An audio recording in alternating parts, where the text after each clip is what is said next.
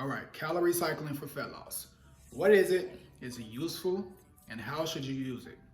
Let's talk about it. So if you're watching this video, you already understand that the only way to lose fat is by being in a calorie deficit.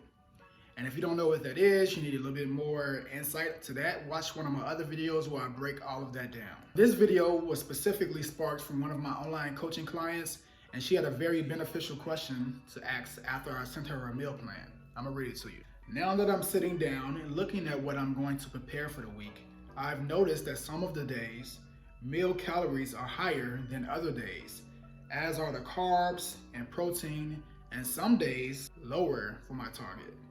Should I eat more or less on those days? Now, I definitely understand where she's coming from. If she has a set target for 2,200 calories per day, and on Monday, the first day of the plan, she sees it's at 2,500, what's this all about? I thought it was supposed to be in the sustained deficit.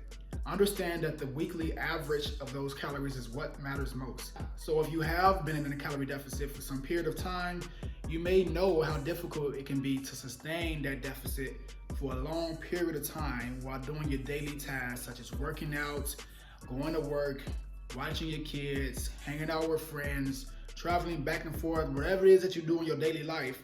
Trying to maintain a calorie deficit in addition to all that can be kind of difficult. So this may be useful to you if you have those type of problems. So to break down what she's going through and to give you all some strategies on how you can sustain your calorie deficit a little bit more, I'm going to use these 3 ways to explain what calorie cycling is and how you can use it to your benefit when you're looking to lose fat. So for an example, we're going to use a 300-pound male who's 6 feet tall, and he needs 2,300 calories to be in a calorie deficit per day. Now, he doesn't have to eat exactly 2,300 calories every single day. It can fluctuate depending on his lifestyle, his schedule, and that's what we're going to be breaking down. Now we're going to break down my 3 favorite ways that I give to my clients and also use for myself on how you can calorie cycle. So the very first one is the standard deficit. Now, how do you use this? It's pretty straightforward. You find out how many calories you need to be in a calorie deficit, 2,300 in this example, and you eat that amount every single day. So Monday, Tuesday, Wednesday, Thursday, Friday, Saturday, and Sunday, you eat only 2,300 calories, no more, no less, every single day, and you will lose fat if you maintain the calorie deficit. And if it is, how many calories you actually need. Now, this approach will work well for someone who has a very, let's just say, simple, straightforward job. You do the same thing every single day. You have time to, meal prep on Sunday, and you can make the same amounts and you just eat the same foods every single day. Nothing too fancy, very straightforward. It can give you great results, but at the same time, it can be a little bit boring, maybe even a little bit difficult depending on how low your calories actually are. So this is a great way to start, but as you go on, as you enter your calorie deficit a little bit more, for a little bit longer, you may need to switch things up. That's really all we need to say about that. All right, so now let's move on to the second method for cycling your calories. This is my personal favorite. This is the way that I cycle the majority of my clients' calories, and that is the energy deficit. Now, why is this method so effective? Why does it work so well? Well, our lives are not linear. Every day, we're not gonna need the same exact amount of energy to perform. Meaning we're not gonna need the same amount of energy on Monday that we'll need on Tuesday versus Wednesday versus Thursday. Some days we have to work, some days we have off days, some days we're training, some days we're not training. So if you think about it, if we're working and we're training on Monday and we're off for work and we don't have to work out on Tuesday, why would we need the same amount of energy on both of those days? So wouldn't it be a little bit more effective to eat a little bit more so that you can perform better when you have to work and when you have to train, along with eating a little bit less when you don't have to work and you don't have to train? So that's the benefit of the energy deficit. So to give you a little bit more of an in-depth understanding of this, I'm going to use my client's workout schedule along with how her calories are cycled. But these are not her specific calories, and these are not your specific calories. So don't go try to eat these amount of calories and figure out like why I ain't losing weight. That's not for you. Yours have to be created based around your specific lifestyle along with your own individual circumstances. Now, if you need help figuring that out, then go ahead and reach out to me. Other than that, let's get back to this. Now, my client works out Mondays, Wednesdays, and Fridays. She also has to work her job on Mondays, Wednesdays, and Fridays. So she's gonna need a little bit more energy on those 3 days than she would on the days where she's not working out and she's not working. So what we're gonna do from this 2,300 calorie deficit, we're gonna raise the calories on Monday plus 400. Then on Tuesday, we're gonna lower them 400 since she's not doing as much work. She doesn't have to move around as much. She's not doing any resistance training. So the days that she do work out, she's gonna need a little bit more energy so that she can perform properly in the gym, as well as so she can recover when she gets out of the gym. And then on the days where she's not working out, she can have lower calories, all right? So how it's cycled like this. Monday, 2,700 calories. Tuesday, 1,900 calories. Wednesday, 2,600 calories. Thursday, 2,000 calories. Friday, 2,600 calories. Saturday, 2,000 calories. And then Sunday, 2,300 calories. Now, what did you notice about that? Some days are pretty high, some days are pretty low, but regardless, within that 7-day period, they all equal back to 2,300 calories for a deficit. So it doesn't matter about the day-to-day fluctuations. That can be changed and manipulated based around what you have going on that day.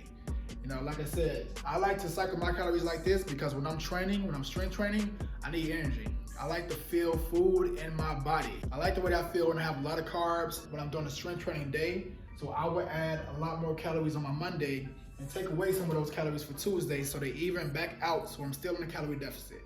And this is just a way that you can avoid feeling that fatigue and feeling that just downright tiredness when you're in the gym trying to work out and you know you're on low calories and it's in the back of your mind.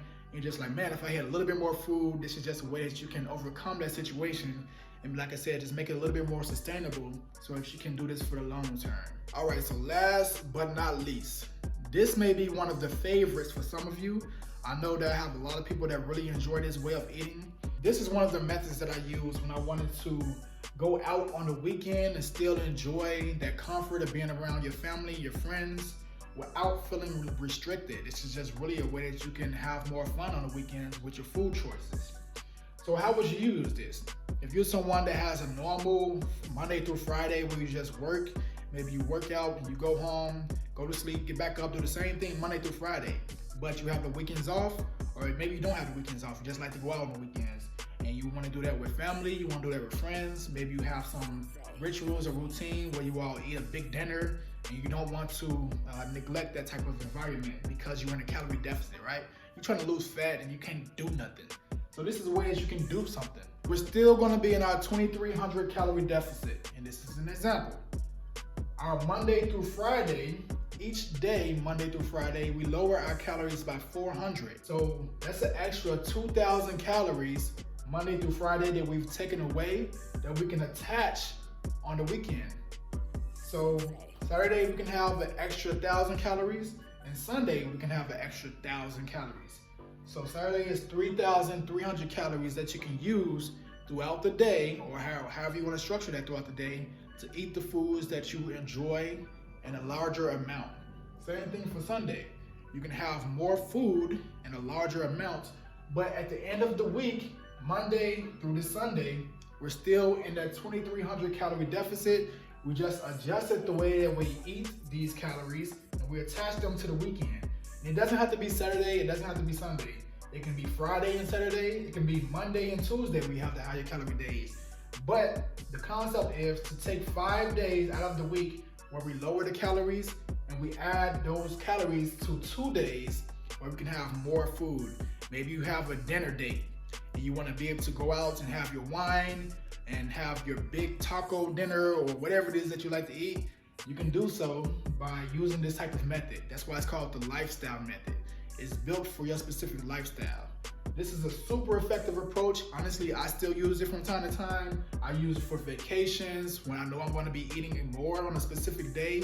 Whatever it is, it's just a way that you can sustain being in a calorie deficit a little bit longer so that you don't feel like you're restricting yourself all the time. I feel like that's the biggest roadblock when it comes to being in a calorie deficit when you're trying to lose fat. Just trying to find something that can work for you, something that you can stick to, so you don't feel like you're being deprived of food. You can try any of these out and see which one works for you, and you don't have to stick to any one. You can play around with it. 1 week you do 23. 1 week you go up and down and up and down. 1 week You keep them the same calories for 5 days, and then 2 days you have more calories. Now, to be honest, if you have a very binge-like mentality where you know that you will just overeat food, this may not be the best approach for you. You may want to stick to something that's more of the standard deficit, where you know you have a set amount of calories and you know that you can't overeat on a specific day, because you can get carried away with this. I've done it before, trust me. You can't be like, oh, I got more calories. I got 3,300 calories today. I can eat whatever I want to eat. Before you know it, you at 7,000 just because of a couple of drinks and, you know, a vegan cake, whatever it is. So you want to make sure that whatever you choose, it goes along with your behavior patterns and your mindset, and that you take the method that works specifically for you, all right? So play around with these. There's a lot more ways as well. You can also structure it so that you have a 4 day of fasting, and then you eat those calories back on the next couple of days or the next day. You can use any type of calorie cycling that you choose. I just feel like these are the more sustainable approaches that you can rely on for the long term without that urge of binging and things like that. Play around with it, see what works for you. And if you need some help with this, definitely reach out. I got a lot more methods than this. So if you like this video, please share this with somebody that needs this, because I know you know somebody, if it's not you, that can utilize this. And then comment what's your favorite part. Which one do you think will work best for you? Comment that down below. Let me know. I'm more of the energy deficit guy, and depending on what's going on in my life, if I have some events coming up, then I'll switch over to the lifestyle deficit. Depends. You know, I'm not really into the standard deficit, but I know a lot of people that it works for. A lot of my clients do like this method because it's consistent. They don't have to think about it as much. So let me know which one works for you. All right. Talk to y'all later. Peace.